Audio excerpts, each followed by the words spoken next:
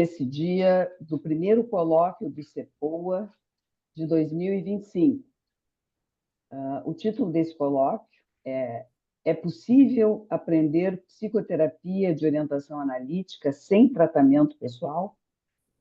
Essa pergunta foi elaborada pela comissão organizadora do curso, baseada em sugestões que os alunos mandaram de temas para o colóquio, ainda no final do ano passado. A gente solicitou sugestões de temas, não foi bem assim a pergunta, mas a sugestão era como é que a contratransferência interfere, enfim, no trabalho do psicoterapeuta. E a gente fez esta pergunta. E para debater e para conversar conosco sobre esse tema, nós convidamos o Dr. Juarez Cruz, que é psiquiatra, é psicanalista didata da Sociedade Psicanalítica de Porto Alegre e, além de tudo isso, é um grande escritor. A doutora Carmen Queidan, psiquiatra, psicanalista, membro associado da Sociedade Psicanalítica de Porto Alegre, professora e supervisora do CEPOA, do CELG, e que também trabalha com casais atualmente em Porto Alegre. E o doutor Adriano Neujar Agostini, psiquiatra, psicoterapeuta de orientação analítica, ex-aluno do nosso curso do CEPOA, que ele concluiu em 2014, também participou da supervisão coletiva no nosso curso, com muito sucesso, trabalha em Caxias e reside em Flores da Cunha. Então, nós convidamos os três palestrantes hoje para uma conversa, na verdade. Cada um deles vai fazer uma espécie de introdução à discussão e depois nós vamos aguardar as perguntas que vocês vão enviar para nós via chat, ou a Milena talvez consiga colocar um áudio de quem quiser fazer pergunta. Teria que levantar a mão daí, né? A Milena faz a instrução depois. Então, vamos dar início. A doutora Carmen começa a sua introdução, depois o Adriano e depois o Juarez. Bom, em primeiro lugar, eu agradeço o convite para estar aqui com vocês. Os sêniors eu conheço há muitos anos e tenho convivido em estudos e situações sociais, e o Adriano conheci como aluno e também tenho encontrado algumas vezes e admiro igualmente. Num primeiro momento, quando eu vi o tema, eu pensei, não é possível aprender psicoterapia sem tratamento pessoal. E também pensei, e a Jussara explanou, que o nosso tema está diretamente ligado à contratransferência, que poderia ter sido também o título do nosso colóquio. Mas eu também preciso refletir sobre essa minha resposta imediata. E eu parto da minha vivência de tantos anos com supervisão de colegas de forma individual ou em grupos, ou em discussões nos seminários de técnicas, e também na minha própria experiência de também tantos anos de supervisão individual, de grupos de estudo, que a ligação e a interferência dos conflitos pessoais emergia nesses encontros. Então, o tema da psicoterapia ou da análise pessoal esteve sempre junto. Eu ressalto que, para mim, é impossível imaginar um aprendizado na nossa área só com estudos, supervisão, sem a experiência pessoal de tratamento. O nosso instrumento de trabalho é a nossa mente. Contamos conosco, nossa pessoa, e a permeabilidade às emoções e a compreensão dos significados das nossas escolhas, das nossas atitudes e dos caminhos que percorremos faz parte. Outro aspecto que destaco é a gratidão de ter sido ajudada, né, que isso reforça a confiança no nosso trabalho, tantas vezes árduo e sem certezas. E eu me valho daquela expressão do Bion, né, que nós precisamos ter a fé no método. Estamos aqui reunidos com colegas de uma trajetória de conhecimentos prévios de medicina e psiquiatria e de psicologia. E nessa condição online, nós estamos com colegas das diferentes regiões brasileiras e de culturas que diferem do nosso estado no contato com a psicanálise. Porque aqui no Rio Grande do Sul, muito cedo, nós tivemos, né, uma ligação muito forte com a Argentina e com a psicanálise. Retomando a questão do tratamento, há cursos de especialização que um dos requisitos já para avaliação e seleção é estar em tratamento.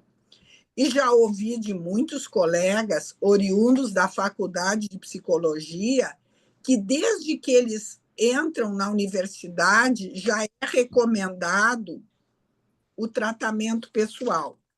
Aí, quando eu recebi o convite, eu fui olhar os meus registros de anotações daquela avaliação da supervisão no final do ano letivo, e eu fiz uma pequena pesquisa, que não tem significado, mas eu acho que o significado para o nosso colóquio não tem significado metodológico. Eu peguei 14 observações e, nessas, só 3 me disseram que não estavam, né, em análise ou em psicoterapia, mas espontaneamente disseram que pretendiam começar. Uma pessoa já estava assim, agendada para falar com um psicoterapeuta, e os outros 2 estavam se organizando, mas reconheciam a necessidade. Bom, e no dia a dia desses encontros de supervisão, eu vejo que, espontaneamente, os colegas, às vezes, relacionam com vivências pessoais e me diziam que iam levar para tratamento e, às vezes, pelo clima de confiança e abertura, eu também, às vezes, recomendava. Outros momentos surgiu que eles me confidenciavam que se tratavam com outra linha, que não orientação analítica, e eles, com o trabalho, com os estudos e com as supervisões, eles estavam sentindo necessidade de ter uma experiência em psicoterapia de orientação analítica.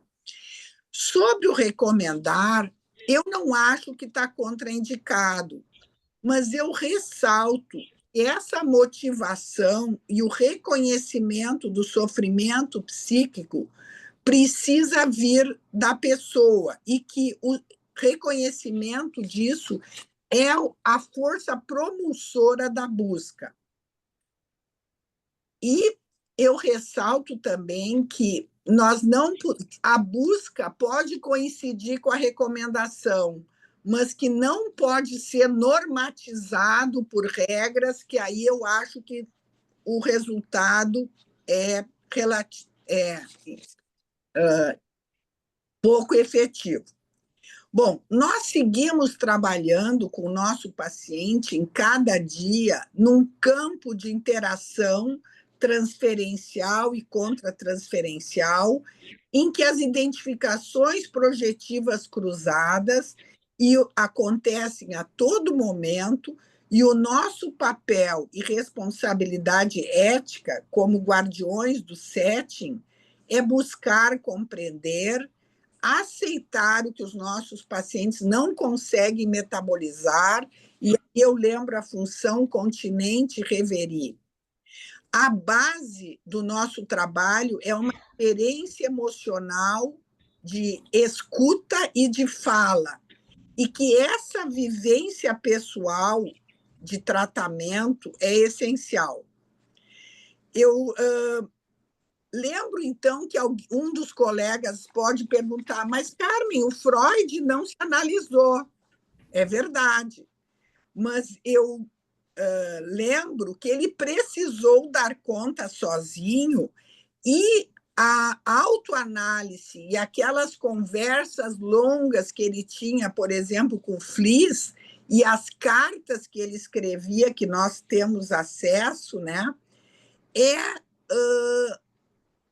Podemos dizer que é um pré-tratamento, né? Considerando do modo como concebemos hoje, porque ele teve que desvendar e aprofundar o inconsciente dele no tratamento com as pessoas que o procuravam, e nos brindou com textos que até hoje nos debruçamos, e eu vou citar a interpretação dos sonhos e as três teorias da sexualidade, e cada vez que a gente se debruça e lê, a gente descobre mais um aspecto que não tinha percebido.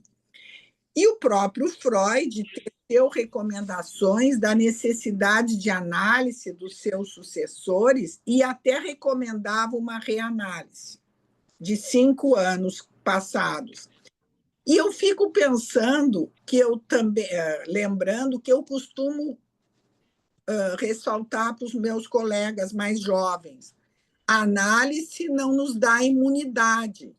E há momentos da nossa vida pessoal que nós precisamos retomar.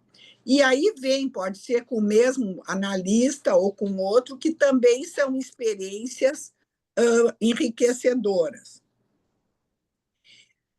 Um aspecto que eu também gosto de frisar é sobre a idealização da análise didática.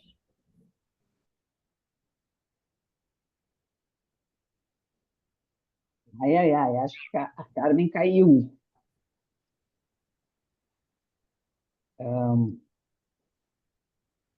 Vamos ver se ela volta.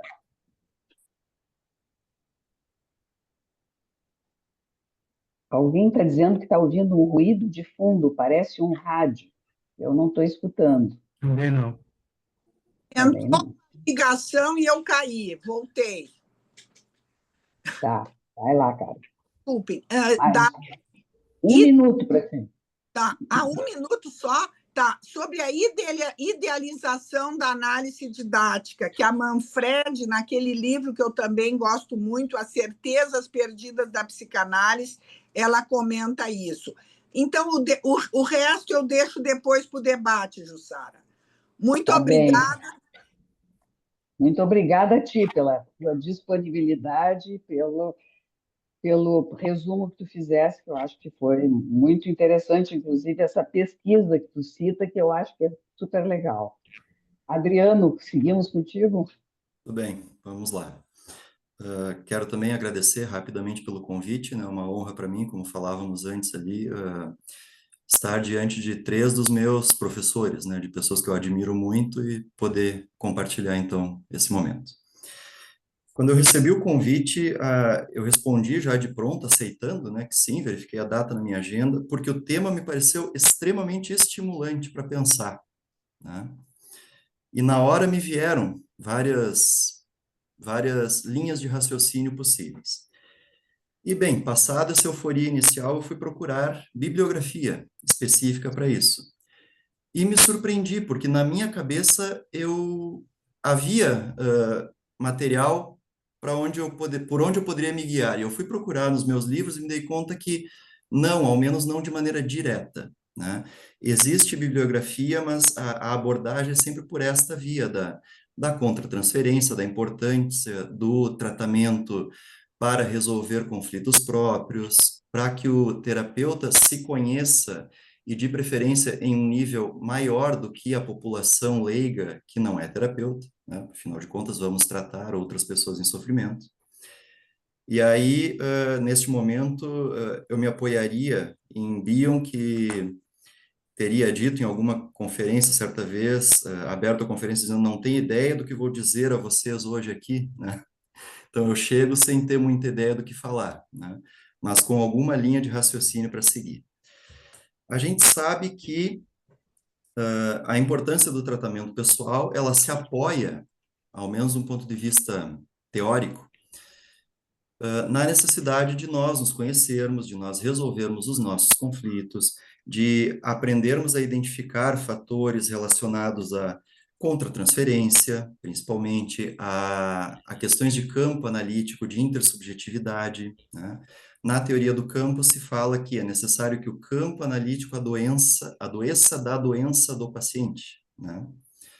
E não é difícil para um terapeuta não tratado que ele também adoeça junto, e aí as coisas não andam bem. Logo, um tratamento vem a calhar por este motivo.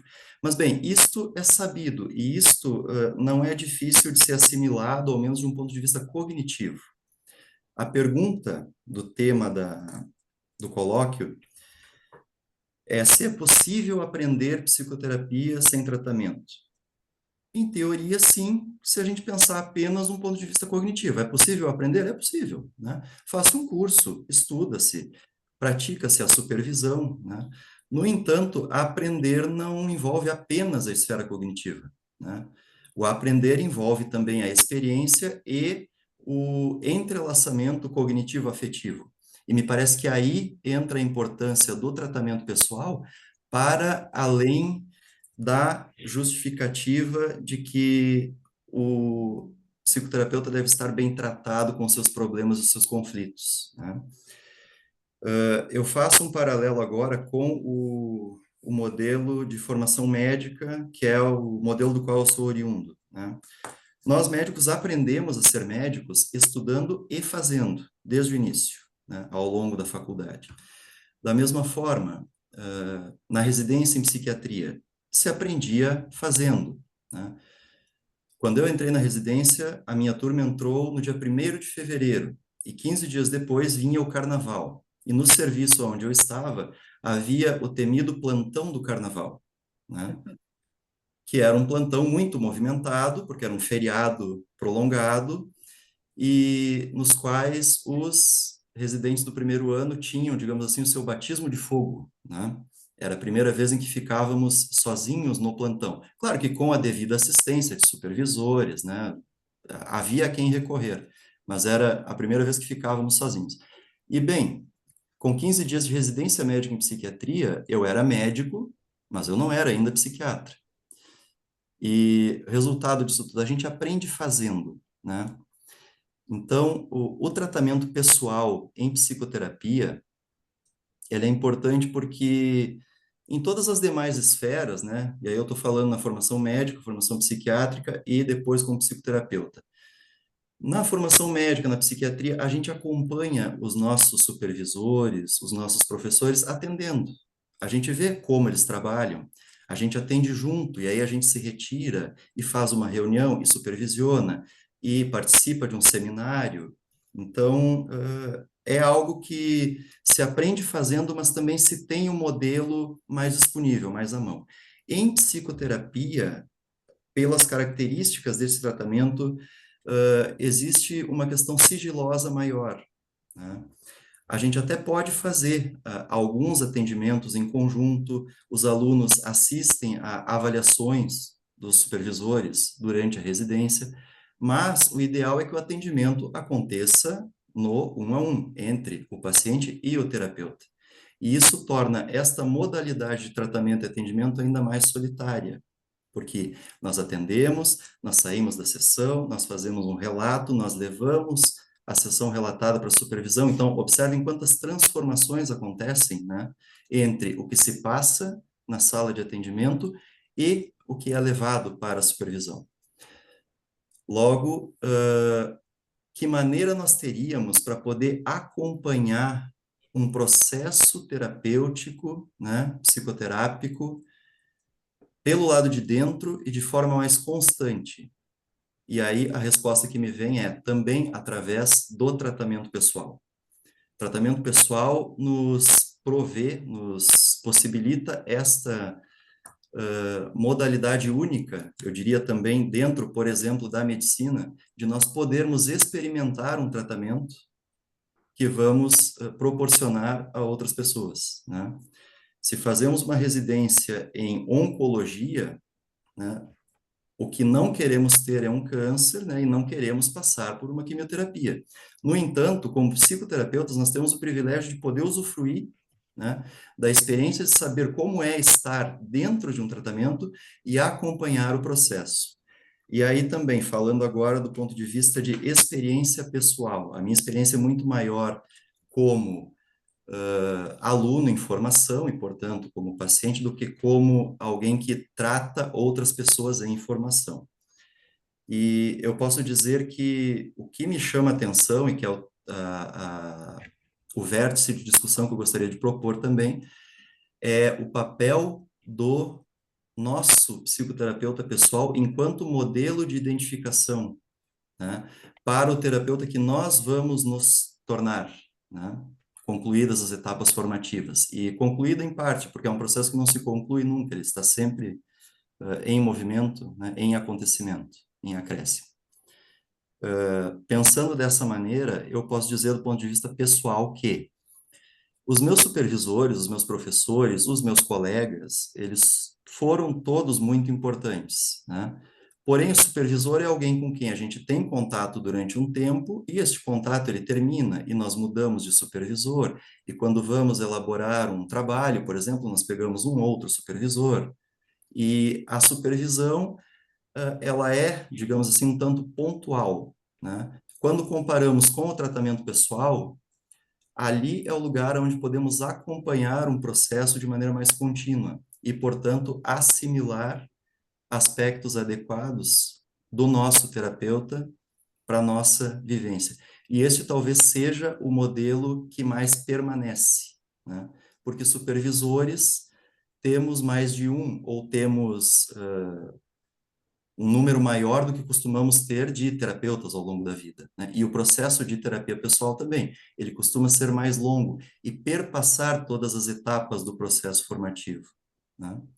Então, a meu ver, essa é uma importância que vai além do entendimento que é trazido na bibliografia, de que é importante tratar-se para permanecer com o seu próprio instrumento mental afinado a ponto de atender outras pessoas, mas também para que se tenha um modelo identificatório que vai consolidar nossa base formativa, né, e complementar tudo aquilo que a gente pode adquirir nos seminários, no estudo teórico, né, nas supervisões, nas discussões em grupo, nesses eventos aqui, né?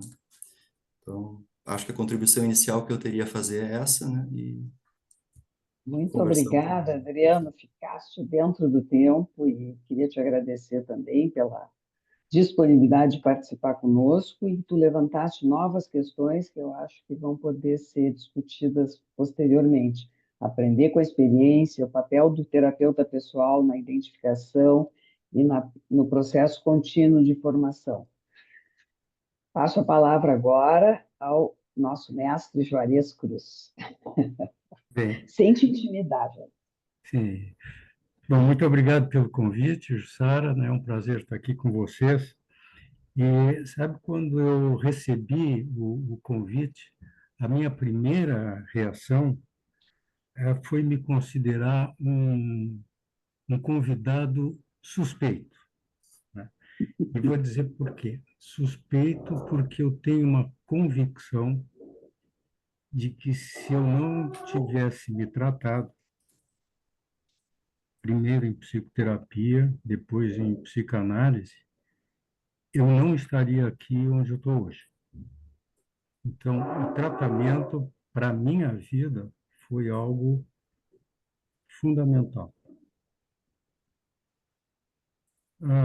Claro que, dependendo, né, das decisões que eu tomasse, eu poderia ter me encaminhado para outras coisas que não psicoterapia e psicanálise, exercer psicoterapia e psicanálise, né? Poderia ter me encaminhado para artes plásticas, literatura, como professor de filosofia, enfim, mas não, né? Assim as coisas me levaram, né, para formação analítica.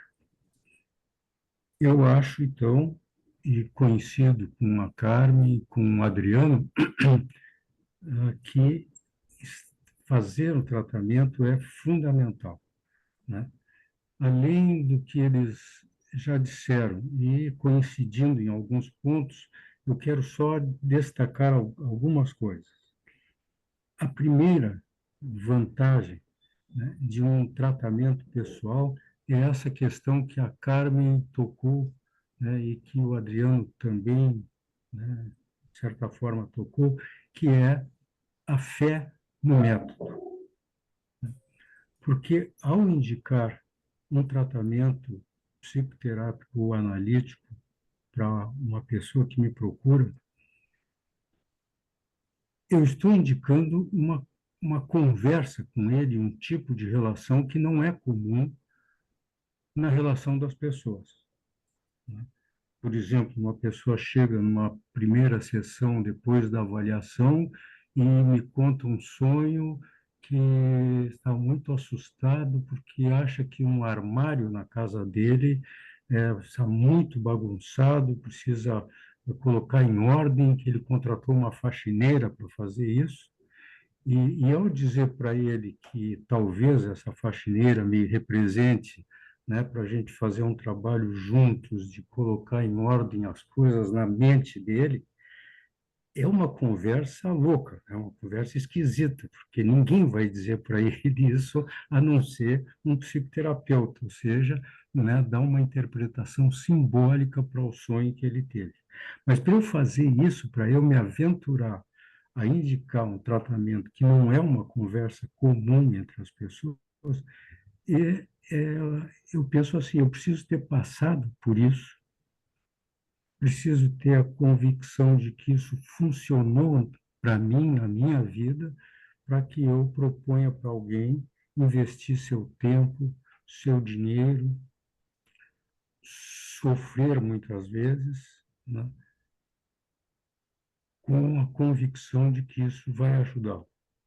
Então, assim, em primeiro lugar, a primeira vantagem é essa, né, de ter a certeza de que eu estou indicando algo que funciona. Eu tinha, na época da faculdade, né, recém saí da faculdade, um colega que ele foi até a porta de um terapeuta que tinha indicado para ele, a porta estava fechada e ele não se animou a bater na porta, tocar na campainha, voltou, e aí me contou, cheguei lá, a porta fechada. Eu digo, mas experimentasse botar a mão na maçaneta e entrar, né? Ele disse, não. Eu digo, bom, então faz isso. E ele logo em seguida me diz, mas tu conheces alguém que se beneficiou de uma análise? Né? Ele muito descrente, eu digo, sim. Né? Quem? Eu. Né? E essa resposta foi muito importante, eu pude dizer para ele com muita convicção. Bom, a outra vantagem de um tratamento pessoal, né? E eu me lembrei muito, me lembrei de um verso do Ferreira Goulart. Eu vou contar aqui para vocês, é um verso de um poema chamado Não Coisa, em que ele diz o seguinte: a linguagem dispõe de conceitos, de nomes, mas o gosto da fruta só o sabes se a comes. A vivência, o gosto da fruta, é impossível colocar em palavras, né? E eu me lembrei desse poema, porque eu acho que é a mesma coisa. Eu só posso saber bem o que está acontecendo com o meu paciente e o que eu estou exercendo num processo psicanalítico, num processo psicoterapêutico, se eu comer essa fruta, se eu sei o gosto dela e da importância que isso teve para mim, né? E vejo, né, não é por acaso que a gente fala em formação analítica ou formação como psicoterapeuta, né? Faz parte da identidade, né, de cada um de nós, né, e é por isso que é uma formação pessoal, né? E como o Adriano, eu acho que destacou bem, né, nessa formação, né, faz parte uma identificação com os nossos professores, com os nossos supervisores, com os nossos terapeutas ao longo da vida. São acréscimos à nossa identidade pessoal e daí a grande vantagem e acho que assim insubstituível, né, de um tratamento. Outra coisa importante, né, em termos do tratamento pessoal, é prevenir racionalizações. A gente pode aprender, né? Aprender muitas coisas, discorrer sobre muitas coisas, mas de um modo racionalizado, né? Não vivido. Eu me lembro uma certa vez que houve uma comemoração em Porto Alegre dos 150 anos do nascimento de Freud.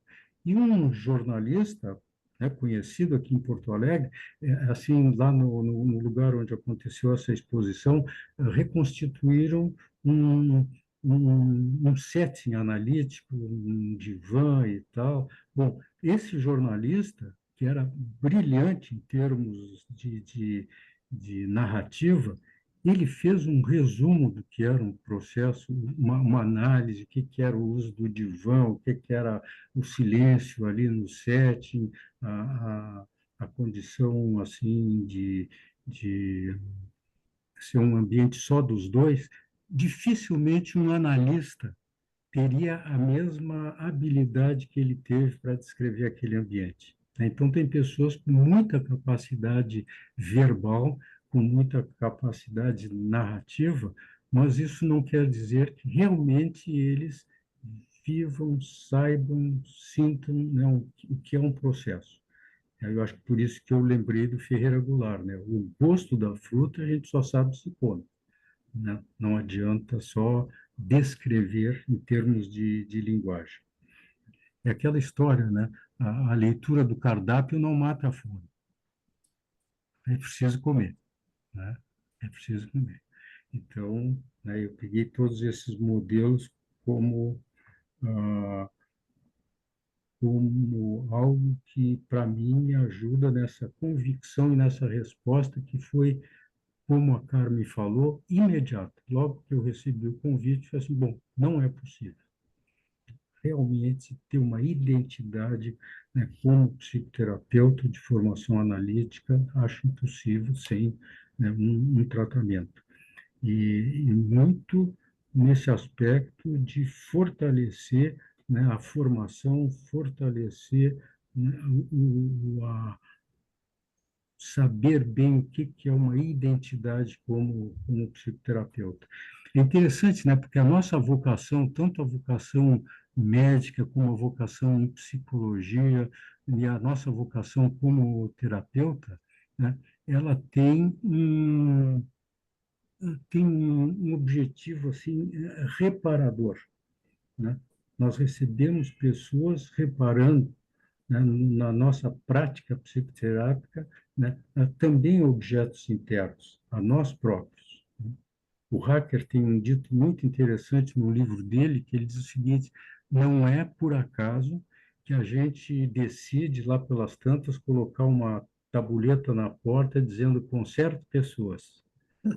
É a vocação como terapeuta, né? A vocação como médico, a vocação como psicólogo, psicoterapeuta. Então, esse ato, né, de consertar objetos internos, pessoas e, através delas, seus objetos internos, depende muito dessa, né, da identidade. E essa identidade só se adquire através, né, das diversas identificações com as pessoas que nos serviram ao longo da vida, né, desde a infância, como modelos. Então, para início de conversa, é essa a minha resposta. Muito obrigada, Juarez. Também ficou exatamente nos 10 minutos que a gente propôs. E o Juarez tem alguma coisa muito característica dele, que eu acho que tem a ver com essa função que ele também exerce de escritor, de usar figuras de linguagem que nos dizem muito sobre aquilo que ele está falando. Então, essa ideia de, como é que é, de a leitura do cardápio não mata a fome, eu achei bárbaro. Assim como o verso do Ferreira Goulart, né? A fruta só sabe o gosto comendo. Achei bárbara essas imagens, porque elas, de uma forma muito direta e muito clara, elas dizem aquilo que o Juarez quis comunicar. Então, eu agora gostaria de abrir a possibilidade que todos que estão presentes, que estão nos acompanhando, façam perguntas, façam manifestações, pode ser via chat, ou pode ser falando aqui pelo áudio, que eu acho que a Milena consegue colocar em áudio. Nós vamos aguardar que vocês se manifestem. Se vocês, Carmen, Juarez e Adriano, quiserem acrescentar alguma coisa, também fiquem à vontade.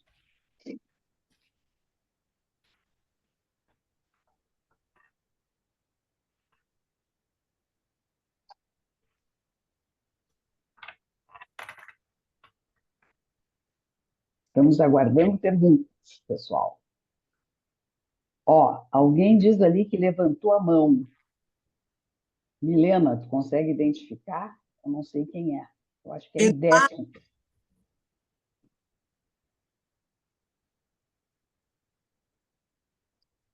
Eduardo, Oi, pode falar, Eduardo. tá ouvindo, professora? Estão ouvindo, tá? Sim, Sim, estamos ouvindo. Maravilha.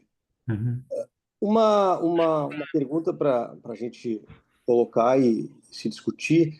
Se quem vai trabalhar com psicoterapia de orientação analítica, além de fazer a sua própria psicoterapia, seria, pelo menos depois de um certo tempo, se esperaria que o terapeuta esse também se submetesse a um tratamento psicanalítico mesmo, de pelo menos aquela frequência que manda de 3 vezes por semana, e não só um tratamento de psicoterapia, quem sabe semanal, enfim. Essa é a pergunta que eu queria trazer para vocês.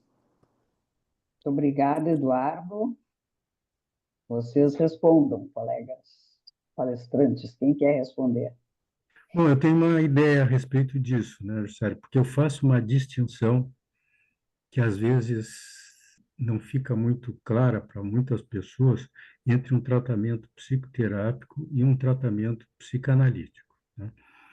Porque o tratamento psicanalítico não é um tratamento propriamente de sintomas. O tratamento psicanalítico é um tratamento ligado ao caráter, à estrutura caracterológica de uma pessoa. E a gente pode pensar que um tratamento psicanalítico é bem sucedido quando ele consegue abordar a estrutura ou a base narcísica que todos os sintomas e todos os traços de caráter possuem. E isso é um trabalho para anos. E é um trabalho difícil, e muitas pessoas, né, ao longo de um processo analítico, resistem muito à abordagem desses aspectos narcísicos de caráter, né? Bom, mas isso, né, não é, vamos dizer assim, eu não diria que é fundamental para uma pessoa exercer psicoterapia de orientação analítica. Um bom tratamento psicoterápico que não vise só um ou outro sintoma, né, mas que vise aspectos repetitivos na vida de uma pessoa, pode ajudar muito. Então, eu não sinto como algo assim, olha, inevitável que alguém que vai fazer psicoterapia precise também fazer um tratamento psicanalítico, considerando isso, né, uma psicanálise como um processo a longo prazo, modificação de, né, traços caracterológicos, algo, né, muito mais adiante do que uma psicoterapia. Essa é a minha opinião. Adriano quer falar, ou a Carmen? No momento, nada acrescentado que o Juarez respondeu abordou sobre isso. Eu estou curiosa para saber mais das dúvidas dos alunos. Uhum. Então, assim, ó, aqui no chat tem uma pergunta que diz assim: quais são os riscos clínicos mais comuns de conduzir psicoterapia de orientação analítica sem ter feito análise pessoal? Essa é uma das perguntas. A outra é um texto maior, deixa eu ver aqui, que diz assim, ó, muito bom ouvir vocês, especialmente pensando no que Adriano destacou, da pouca referência a essa questão específica. Levando adiante o que ouvi, pensei que talvez pensar no que nos leva e a nossos pacientes a buscar tratamento, como neste método, como o Juarez levantou, pode contribuir. Lembrei do nosso professor Romualdo Romanowski, de muitas que a gente tem dele, que dizia que as pessoas nos procuram prisioneiras das teorias que construíram para se pensar e aquilo que lhes acontece. E com isso reagem sempre da mesma maneira ao que lhes atinge. Pensei que isso reforça o que todos falaram, em alguma medida, e poder pensar diferente, entre aspas, como sobre a faxineira do Juarez, faz a diferença. Poder não ter razão, entre aspas, sem ser humilhação, instaura a possibilidade de pensar. Nesse sentido, a experiência pessoal de viver isso num tratamento pessoal faz acreditar no que se faz, vale pensar. Então, essas duas questões, uma mais longa e a outra mais curta. Mas me parece que as duas, elas se complementam, né? Elas andam juntas, os dois questionamentos, as duas perguntas. O que me ocorreu, né, pensando sobre isso, é que não é tão difícil assim perder a fé, ou ter momentos de questionamento da fé no trabalho, né? No método. E eu acho que, sem dúvida nenhuma, o tratamento pessoal tem uma importância indispensável no reforço da fé ou no reforço da confiança do tratamento, do método que nós oferecemos, né? Porque nós também trabalhamos com algo que é intangível das mais diversas maneiras, né? Existem muitas tentativas, muitas formas, muitos recursos, trabalhos publicados, métodos de estudo, de avaliação, mas nunca é nada tão direto. Sempre existe algum espaço para um questionamento, mas esse método, essa metodologia, esta prática, ela é efetiva, ela ajuda, ela dá resultados. Nós nos deparamos com isso todo dia se pensarmos a respeito, por exemplo, da inclusão de tratamentos psicoterápicos ou psicanalíticos em rede pública de atendimento ou em planos de saúde, né? Por que que é tão difícil conseguir fazer essa inserção? Porque é difícil ter uma comprovação sólida e irrefutável da eficácia, ao menos nos termos em que esta comprovação é exigida de nós, né? Então, não é tão difícil assim nós nos pegarmos nos questionando se o tratamento que nós oferecemos, ele é válido, né? Se ele está ajudando quem nós estamos atendendo, né? Então, nesse ponto, me parece que sim, o tratamento pessoal, ele facilita, ele ajuda muito a reforçar a fé no método, porque como o Dr. Juarez falou, né? Acredita no método quem já passou por ele e foi ajudado por um tratamento psicoterápico, né, de orientação psicanalítica. Então, e em relação aos riscos clínicos, né, que se tem de conduzir uma psicoterapia sem ter feito a análise pessoal, me parece que implica nisso, né, o risco muito grande de se desviar do propósito, né, de a gente se perder na aplicação da técnica, né, e acabar enveredando para algo que pode até começar como um tratamento psicoterápico de base analítica, mas não terminar exatamente dessa forma. Isso é perigoso, né? Psicoterapia é um tratamento e, como tal, ela tem indicação e contraindicação, né? Nós podemos também fazer iatrogenia enquanto psicoterapeutas. E aí é importante poder se sustentar na vivência de tratamento pessoal. Muito bom, Adriano. A Carmen, acho que levantou a mão. Eu quero entrar na roda dessas duas questões, e o Adriano, vou continuar um pouco na linha do Adriano, começando por esse final. Um tratamento, né, uma abordagem que não tenha nenhum risco negativo, também é duvidoso, né, que possa ter isso. Eu não sei se a primeira vez que eu escutei foi do Romualdo, que a colega ou o colega citou há pouco. Então, e me lembrei da questão de que o tratamento nos protege, de certo modo, de nos manter trabalhando psicoterapicamente ou analiticamente na maior parte do tempo, mas não imuniza, né? Mas a gente tem essa condição pessoal de estar mais atento. Porque quando eu digo estar mais atento, né? Aí eu ligo com o Juarez comentou no item dele das racionalizações. A gente tem que estar atento, mas não é um atento cognitivo, é um atento afetivo, com a nossa atenção livremente flutuante, com o paciente associando livremente, nós também, né?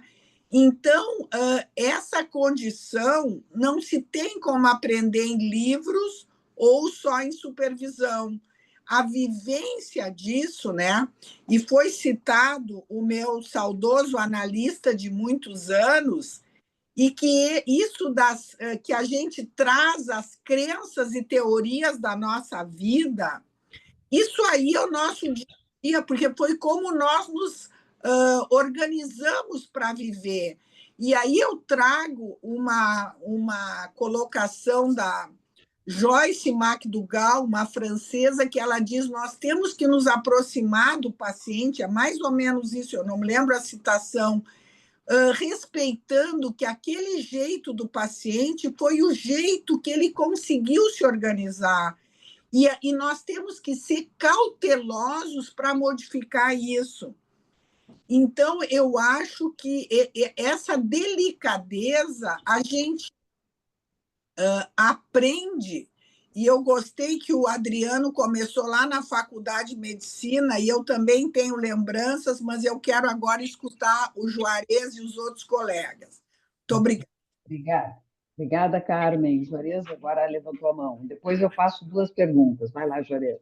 Tá. Bom, é assim, alguém perguntou, né, não ficou identificado quem foi, mas perguntou a respeito dos riscos, e me ocorre assim, Jussá, que talvez o principal risco, né, de exercer a psicoterapia sem ter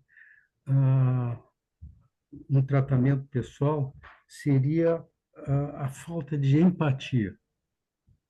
A Carmen apontou muito bem o fato de que a gente não pode esquecer que as pessoas que nos procuram, a gente pode chamar obsessivo, fóbico, histérico, mas não pode esquecer que são, muitas vezes, táticas de sobrevivência psíquica.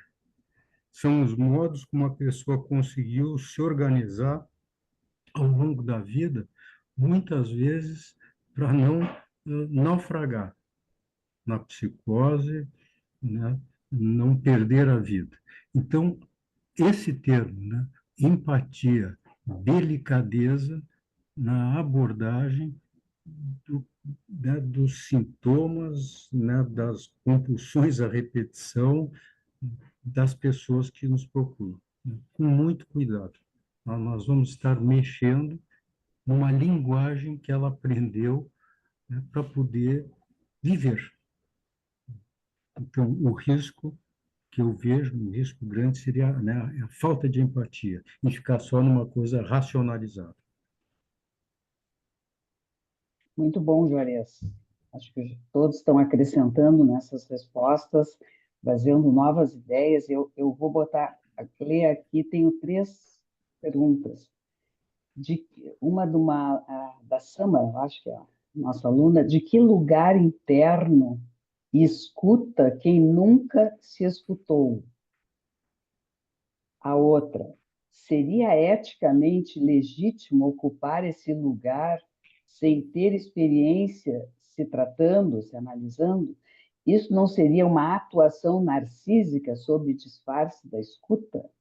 É do Rodrigo. Depois, a próxima, que eu acho que é da Idete: sobre a desvantagem de não se fazer tratamento pessoal durante a formação em psicoterapia. Penso que vale ressaltar a potencial confusão entre a contratransferência como uma reação ao campo, ao mundo interno do paciente, e o que são nossos limites de escuta ou nossas reações muito pessoais, que acho que tem a ver com a empatia também que o Juarez colocou. Deixa eu ver aqui, mais uma aqui, do Sidney. Cumprimentos e agradecimentos aos 3 painelistas. Gostaria de salientar os pontos principais, ao meu ver, do que foi dito e saber as opiniões dos colegas. Acho fundamental que a busca do tratamento tenha como motivação básica o sofrimento pessoal do aluno, e não apenas uma exigência burocrática da instituição. Há uma diferença crucial entre aprender teoricamente uma técnica e exercitá-la no cuidado de outras pessoas. E é fundamental para o exercício da nossa profissão que construamos nossa própria identidade como psicoterapeuta, só possibilitada através da experiência interpessoal com o nosso próprio terapeuta. Obrigada a todos. Eu acho que vamos parar aqui, porque já tem mais gente perguntando. Já passei para vocês várias coisas. Depois eu passo as outras. Quem quer comentar, pode começar. Acho que a Ivete, por exemplo, tocou num ponto importante, que é a questão da natureza da contratransferência, né? Porque a gente sabe que a contratransferência é um aliado inestimável num tratamento, né? Mas importante ver o quanto essa contratransferência é motivada ou é despertada por algo na relação interpessoal com o nosso paciente e pode ser usada como um instrumento para esse tratamento e para essa relação, e quando que, né, quando a contratransferência acontece em função de uma limitação, né? E aí é mal interpretada como uma reação ao que o paciente me causou, e não em função de algo meu. Então, é importante fazer essa distinção, né? A contratransferência como um instrumento válido, necessário, e a contratransferência como um limite. E a outra questão aqui, o que o Sidney falou, né? A busca de tratamento motivada por um sofrimento pessoal, não por uma norma, tem que. É assim, bom, eu preciso disso, né? Eu sinto necessidade e essa é a motivação válida para a busca de um tratamento, né? Não como uma regra da instituição. Certo. Carmen? Eu quero relacionar, eu não vou restar. Eu acho que as 3 questões foram bem interessantes e o Juarez já começou a responder da contratransferência. Eu quero lembrar da questão da relação com a supervisão, com o tratamento pessoal. E vou compartilhar uma experiência. Vocês viram que eu comentei da nossa cultura, os tratamentos pessoais aqui no Rio Grande do Sul. Vários colegas, quando eu comecei formação psiquiátrica aqui, já se tratavam.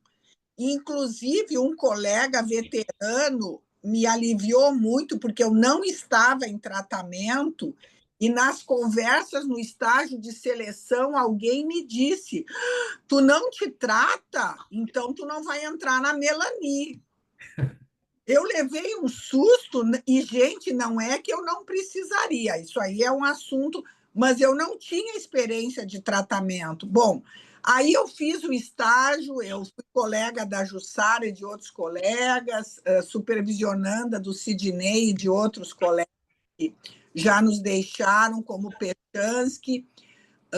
Bom, e aí, quando eu comecei a Melanie, e a minha experiência foi muito parecida com o Adriano, naquela questão nós começávamos em janeiro, mas nós tínhamos sempre o professor em casa, se a gente precisasse, mas ali nós estávamos sozinhos, né? E um dia, na supervisão, eu estava numa ansiedade incrível e comecei a falar, a chorar, inclusive, e o supervisor foi super sensível, fechou a porta, me deixou desabafar e, com muito jeito, me disse: mas tu está indo bem, a supervisão, tu está compreendendo, tu está trabalhando, os seminários, mas talvez, né, seja... E eu disse, mas eu... E aí, no fim de semana, e eu me lembro porque eu estava fazendo 25 anos, foi o presente que eu me dei, eu disse, eu vou me tratar. Bom, da psicoterapia, que eu fiz 3 anos acompanhando o curso, eu me dei conta que precisava algo mais, como o Juarez colocou. Então, o que eu quero dizer para os colegas é que aquele item que a primeira pergunta, será que é ético trabalhar nessa área sem a gente se conhecer e sofrer? Eu acho, de novo, eu acho impossível. Mas não é que nós não possamos começar a estudar, porque lá na medicina a gente ia para o leito do paciente sozinha, lá no 3º ano, e conversava com os pacientes, e eles nos contavam toda a história. Mas o que fazer com tudo aquilo? Aí a gente ia, depois chegava o residente, depois o professor, e nós tínhamos aí um tempo que a gente, então, metabolizava, eu não usava esse termo, mas tentava ver o que significava aquela história de vida, porque não é só a história do sintoma, né? O paciente nos conta a história de vida e por onde nós vamos começar a intervir. Então, eu queria repartir com vocês isso. Adriano. Bom, complementando o que a doutora Carmen acabou de falar, né, no curso de medicina, eu me lembrei agora, nós tínhamos um professor de pneumologia, não era nem psiquiatria, nem psicoterapia, nada, que ele insistia conosco que a nossa atitude mais importante era sentar e conversar com os pacientes da enfermaria, do andar. E aí ele dizia, nós chegávamos para a aula, né, e aí o que vamos fazer hoje? Vão e achem um paciente para conversar. E não voltem antes de tal hora. E nós achávamos um período longo demais. E nos sentávamos e conversávamos e falávamos e achávamos que já sabíamos tudo e voltávamos. Aí ele olhava, já de volta? Já, tá, então senta aqui. Com quem que tu falou? Com fulano. E ele, claro, sabia, tinha ciência de todos ali, né? O que fulano tem? Fulano tem isso, tem aquilo. Aí ele fazia 2 ou 3 perguntas nas quais nós engasgávamos e ele dizia, pode voltar. Mas é que não tem o raio-x, não tem isso. Não importa. Volta lá e conversa, volta lá e pergunta. Ou seja, conversar, saber conversar com as pessoas é imprescindível, né? Seja na área que for. Ter capacidade de empatia é imprescindível. Não importa a gravidade, não importa quem se apresenta para nós, ao fim e ao cabo, nós estamos conversando com outro ser humano, com outra pessoa, né? E nós temos que saber receber alguém, conversar, permitir que essa pessoa traga o seu sofrimento e acolher esse sofrimento. Mais uma vez, me parece que só faz isso quem pode ter o seu sofrimento ou a sua história, a sua vida, o seu modo de ser, como a Eneida colocou e como a Carmen ressaltou, né? Aquilo que sabe fazer de melhor da sua vida, né? Colocado nas mãos de alguém e esse outro alguém acolheu e se propôs a tratar e a tornar melhor. Uhum. Sim, por aí. Muito bom. Deixa eu ver aqui, tem mais uma. Na minha experiência pessoal, é um JGP, que eu não sei bem quem é. A análise é imprescindível para a minha aprendizagem, mas lembrei... Onde é que está aqui? Peraí que é grande aqui. Peraí, deixa eu ver onde é que eu me perdi. Deixa eu ver o GT aqui. Aqui é o GR. Já estou noutra aqui. Achei interessante a escolha do tema do colóquio e como ele se mostrou na prática para mim ao longo dessa semana. Estava conversando com uma colega de profissão sobre os atendimentos, como estavam e o que ela estava achando. Somos recém-formadas. E destacamos, de fato, a importância do nosso próprio tratamento, uma vez que essa colega chegou com a preocupação de receber um paciente novo que tinha uma demanda muito parecida com a dela no próprio tratamento. Falamos sobre como era interessante esses encontros que ressaltam ainda mais nossas questões e que, sem o tratamento pessoal, o tratamento com esse paciente poderia se dar de um jeito enviesado. Além disso, também comentamos como o tratamento pessoal fez diferença durante a faculdade, justamente no aprendizado do conteúdo das aulas de teoria psicanalítica. Alguns colegas que ainda não estavam em tratamento realmente tinham mais dificuldade de visualizar, entre aspas, e absorver o que nos era passado em aula. Era só um comentário mesmo. Aqui a doutora Anne disse que levantou a mão, mas não conseguiu falar, pelo que eu entendi. E aqui, eu não sei, cortou meu chat. Aquilo que o Juarez falou, eu só me lembrei agora, Juarez, a questão do sonho. Eu me lembro quando eu comecei minha análise, logo depois da residência lá na psiquiatria no São Pedro, eu comecei com Meneghini. E aí, de repente, e foi porque eu tinha problema, não era para fazer a formação analítica ainda. E me tratei muitos anos com ele antes de começar a formação. E, de repente, teve um sonho que eu contei para ele uma coisa que se passava na Avenida Ipiranga, o Riacho do Ipiranga, lá, não sei o que eu estava fazendo na Avenida Ipiranga, me lembro do sonho. E, de repente, ele fez uma interpretação que eu achei completamente... Mas me fez sentido, eu falei, de onde é que esse cara tirou isso? Ele começou a falar dos conflitos de independência ou morte que se deu, né, no Riacho do Ipiranga, em São Paulo. Eu disse, esse cara está maluco. E eu perguntei para ele, mas escuta, Meneghini, de onde é que tu tirou isso? Ah, do que tu falaste. Então, e aí eu acho que isso vai dando sentido e convicção no método, né? Claro que tinha tudo a ver com o meu conflito, eu estava terminando a residência, tinha que começar a trabalhar, mas é muito legal essa experiência, porque na hora eu estou ali com o paciente, eu não entendi nada, de onde é que ele tirou essa interpretação, né? Então, os sonhos é um negócio muito legal, Sim. porque a gente está inocente, fala sem saber o que está falando, né? E ilustra, né, estar um tipo de conversa que é completamente diferente da conversa que tu terias com um amigo, uma amiga, né, um vizinho. Pelas tantas, ele vem com uma interpretação ligada a algo simbólico, né, que não é a conversa comum. E é isso que eu destaco, a gente propõe para o nosso paciente uma conversa que não é comum, que no começo é muito estranha. Uhum. Posso falar, Juca? Claro. O Adriano também. Nós estamos falando... o Adriano levantou a mão, mas fala, Carmen, depois o Adriano. Não, só vou... Adriano pediu antes, depois... Não, pode falar, eu venho na sequência.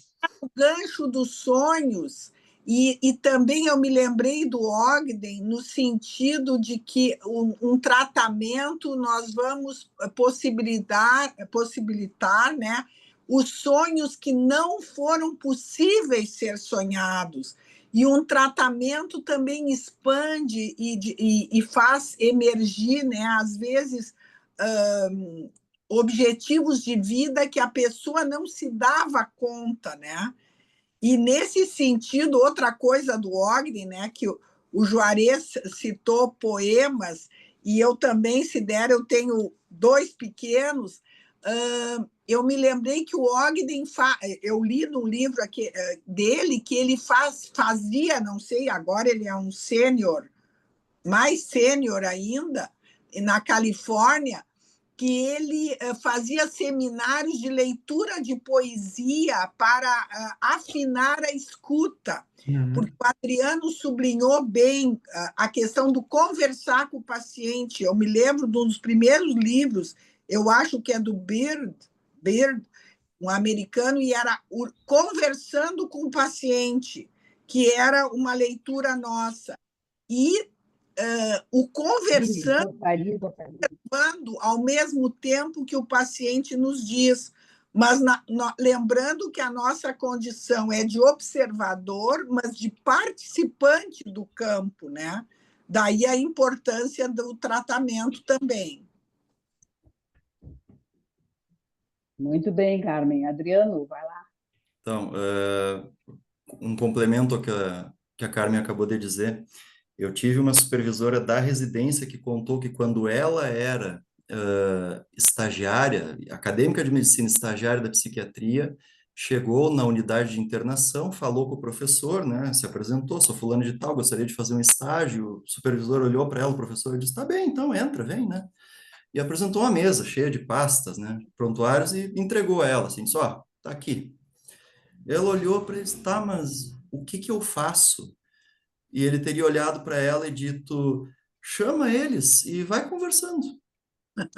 Tá, mas eu pergunto o quê? Ah, isso tu vê na hora, vai conversando. E aí ela falava para a gente que foi uma das melhores coisas que alguém já ensinou para ela, de dizer, vai conversando. E claro, no começo ela se perdia, não sabia o que falar, o que perguntar, né? Mas é o principal, porque todo o resto a gente pode aprender, né? A gente pode pegar um livro, pode estudar, pode se informar, pode ficar atualizado, pode ir a um congresso, né? Mas a prática do conversar, né, só se pega fazendo. Eu gostaria de fazer um comentário também sobre a colocação da Juliana Renosto, quando ela fala que ela e uma colega iniciante conversavam e que a colega citou o caso de um atendimento de um paciente novo com uma demanda muito parecida com a sua no tratamento. Esse é um ponto que pode parecer inocente, mas a meu ver não é. Anos atrás, eu e um colega aqui em Caxias coordenávamos um grupo de estudos em técnica psicoterápica. E nós nos deparamos, entre nós e com o restante do grupo que frequentava, né, esta atividade, nos deparamos com a seguinte questão. Quando atendemos pacientes que são considerados mais graves ou mais difíceis, né, pacientes borderline, né, com atuações mais graves, com estruturas mais adoecidas, estruturas mentais mais adoecidas, são pacientes mais trabalhosos, que exigem mais estudo, certas flexibilidades, modificações de técnica, né? Nos fazem recorrer mais ao supervisor, né? Nos angustiam mais, do que aquele paciente que nos permite conduzir um tratamento dentro de um parâmetro mais padronizado. No entanto, destes pacientes mais graves, nós conseguimos nos diferenciar melhor e conseguimos nos amparar no método e na técnica para nos mantermos no nosso lugar diante da gravidade do que é apresentado, porque devemos, além de tratá-los no conteúdo, tratá-los também na forma, né? Apresentar um modelo, né, de mente diferente daqueles que eles conhecem. E que há algo mais capcioso, mais perigoso quando atendemos pessoas, digamos, mais neuróticas e, portanto, idealmente falando, mais parecidas conosco, porque tendemos a não identificar o que está incomodando. Não sei se eu me fiz entender. Isso, a meu ver, é um grande risco, porque a gente tende a ver pelo outro lado, né? É algo que, de certo modo, perverte a lógica direta, né? Se vamos atender alguém que não é considerado um caso mais grave, bom, teoricamente vai ser mais fácil de conduzir, e isso não é necessariamente verdade, né? Não é difícil nós nos perdermos quando estamos atendendo alguém que tem conflitivas semelhantes às nossas, ou que nós sentimos que é muito parecido conosco, porque a tendência é cairmos em racionalizações e, muitas vezes, nos afastarmos do método, acabarmos atuando, né? Então, achei de grande importância esse comentário da Juliana aqui. E, de novo, o tratamento pessoal nos ajuda a calibrar essa nossa bússola, né? Esse nosso instrumento de orientação para que não venhamos a nos desviar do nosso propósito. Juarez levantou a mão. É interessante, Adriano, porque eu também tinha anotado essa questão, né, quando as demandas são parecidas, né? Porque, por um lado, se isso pode levar a pontos cegos de não identificar, né, o conflito, mas se a gente consegue, né, identificar o conflito, né, justamente por estar em tratamento pessoal, a gente está mais apto a conversar com o paciente a respeito daquilo por estar vivendo coisas semelhantes. Claro que sem fazer confissões da contratransferência ou do que está passando, mas poder conversar a respeito daquilo, se identificar com o paciente. Entra naquela questão da empatia que nós estávamos falando antes, né? De ficar numa racionalização, poder conversar, né? E essa é uma outra questão importante, né, que a Carmen e tu tocaram, conversar com o paciente.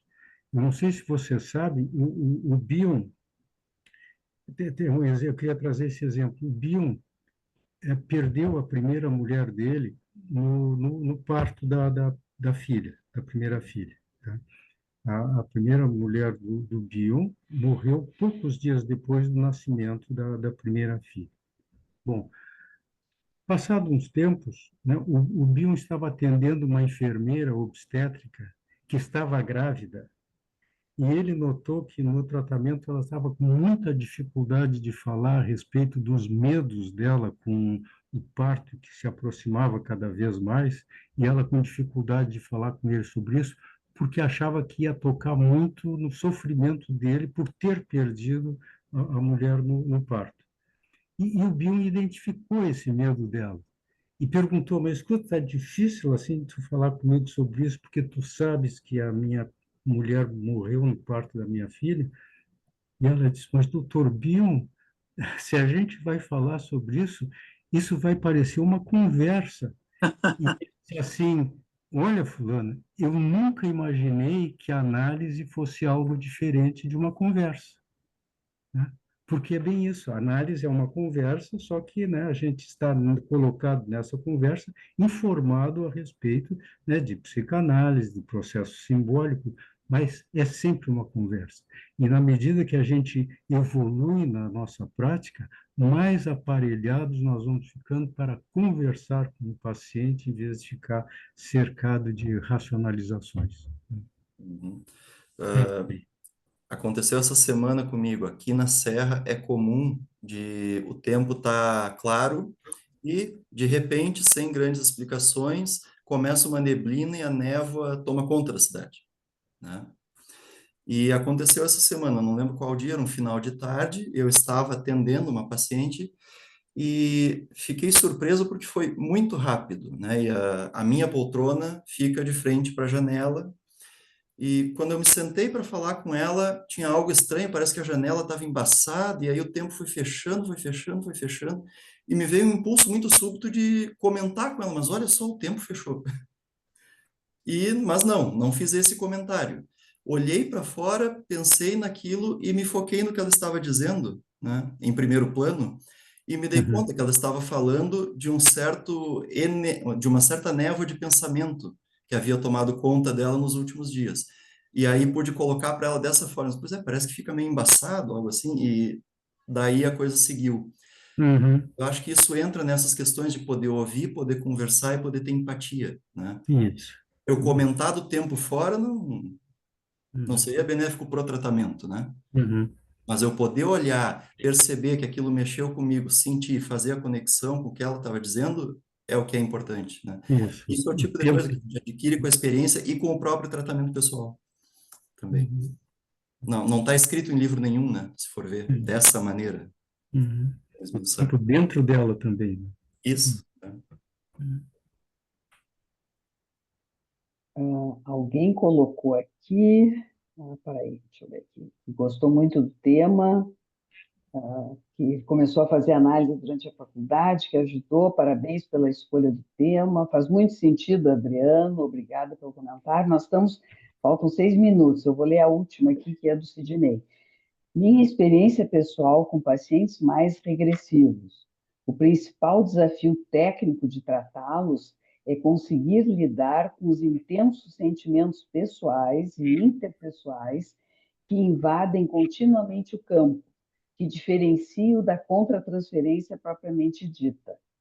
Pouco provável que se consiga fazê-lo sem um tratamento pessoal e, quando preciso, de uma supervisão adequada. Esse foi o último comentário. Bom, Acho que esse comentário do fala. Sidney, né, e partindo de uma pessoa com tanta experiência quanto o Sidney, é essa coisa de uma supervisão, né?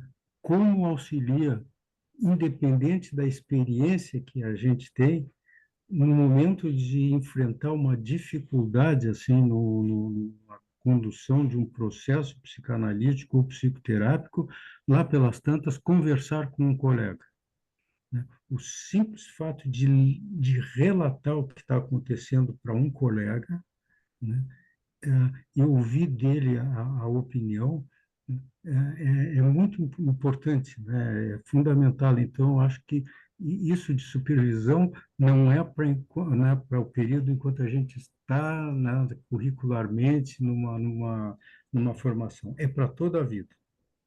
Eu já tive situações no meu consultório em que, justamente entrando naquilo que eu falei para vocês, de desafiar uma sustentação narcísica de um traço de caráter, a minha sensação, né, foi de medo que o paciente não suportasse aquilo, e lá pelas tantas se matasse, não é? E foi o momento que eu precisei procurar um colega para conversar a respeito daquilo e seguir no processo, né?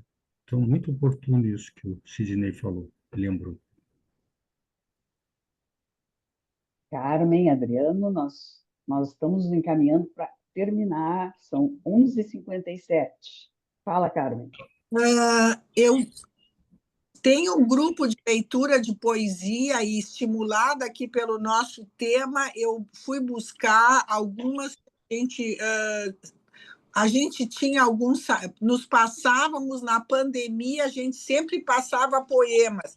E eu tenho um da Laís Schaff, Necessidade, que eu acho que ilustra. Preciso de outras mãos, preciso desatar meus nós. Preciso dos teus dedos, preciso de nós. Então, eu me lembrei quando o Joaquim, hoje a gente, às vezes, precisa conversar com um colega sobre uma angústia que emerge no nosso trabalho diário. Então, muito obrigada, foi muito bom estar nessa manhã conversando com vocês. E eu lembrei o Juarez que nós estivemos juntos em 2020, em outro colóquio do CELG, e hoje, de novo, e agora era a Sara, e hoje está o Adriano. Na época foi, acho que o Jacó que coordenou. Foi um prazer, cara. Prazer estar contigo de novo. Agradeço também a oportunidade, né? Gostaria de deixar uma mensagem em especial aos colegas mais jovens, menos experientes, de quem eu cronologicamente estou mais próximo, né? Tenham certeza, né? Porque talvez vocês não tenham ideia do quanto esse tipo de atividade aqui também impacta diretamente na qualidade do nosso trabalho no atendimento individual lá dos nossos pacientes. Isso aqui não é mera questão de estudo, né, do ponto de vista cognitivo, como nós falávamos, né? Essa troca afetiva aqui, em níveis não evidentes, não manifestos, provoca modificações e nos capacita para trabalharmos e atendermos cada vez melhor. Então, sempre que possível, participem, né, de atividades como essa, porque é o tipo de troca que é muito enriquecedora, né? Nos ajuda a aprimorar a nossa capacidade de empatia e de conversa. Então, obrigado a todos, né? Parabéns e que venham os próximos. Eu vou ler só uma observação de uma colega, Gabriela Baquisteff, em que ela diz assim, eu acho que sintetiza o que eu queria dizer para vocês. tema muito pertinente para a nossa atuação e também reflexão. Parabéns aos painelistas, foram perfeitos na fala e colocações. Fez ainda mais sentido para mim. Obrigada e bom final de semana para todos. Eu acho que é muito que eu queria também agradecer para a Carmen, para o Juarez, para o Adriano, essa disponibilidade e essa espontaneidade para conversar desta forma, sabe, sem psicanalês, sem muita teoria, falando muito de como vocês pensam o assunto de uma forma muito direta, clara e dando parte do tempo de vida de vocês para compartilhar conosco as coisas que vocês trouxeram hoje. Realmente, muito obrigada em nome da coordenação do curso de formação de psicoterapia de orientação analítica do CEOL. Muito obrigada. Bom dia a todos, bom final de semana e obrigada a presença de todos que nos escutaram, tiveram a paciência de nos escutar. Muito Tchau, pessoal. Obrigado. abraço para cada Um abração, Um Jussara, abraço. Carmen, Adriano. Um abraço. Obrigado. outro também. Tchau. Tchau. Até a próxima. É.